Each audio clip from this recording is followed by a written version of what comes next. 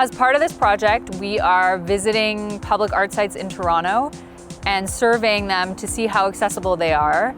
And with that data, we hope that art in the future will become more accessible to everyone. Accessibility is always seen as this obstacle to overcome, but it can actually be this amazing opportunity, and new artists could be exploring audio art, light art, creating accessible spaces that help them express their piece better. Growing up in the city, I saw a lot of art, but it was mostly in art galleries or exhibitions.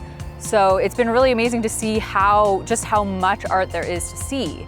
But what I've also learned is that it's not as accessible as we'd all like it to be. So that's the hard part that I've learned, is that there's all of this amazing art to see, but that so little of it is accessible to everyone.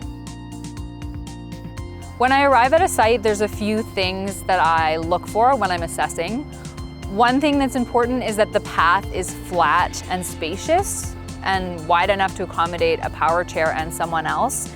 I also look for places where people could rest to enjoy the art, so benches, but especially benches with backs on them. I also look for tripping hazards on the path, so concrete that might be sticking up or potholes.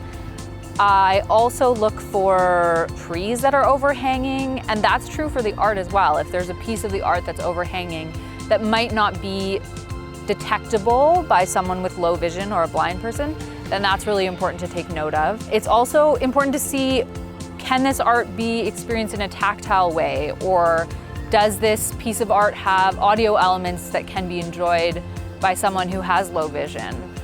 So that's really to encourage artists to be more creative with their art and to reach more people through it. The thing that I find the most challenging, but is also a very good skill to have, is we create a visual description to accompany the work. So that means looking at the piece and describing it in exactly the way you see it. My experience as a chronically ill person, as a disabled person, and what I've learned from living with this condition is actually incredibly useful to this project. And that has given so much more meaning to what I go through on a day-to-day. And working with an organization that respects my limitations means that I can be included in a really meaningful way. And that's been really exciting. And I've also just enjoyed seeing art all over the city that I never knew about. Some things I've noticed while working on this project that have not been as positive is just how much further we have to go to increase the accessibility to these art sites, and also that accessibility was not considered like during the creation of these pieces. I think that's been really hard to see, and I'm hopeful that things can change, but I'm aware that it's going to take a lot of work to get there.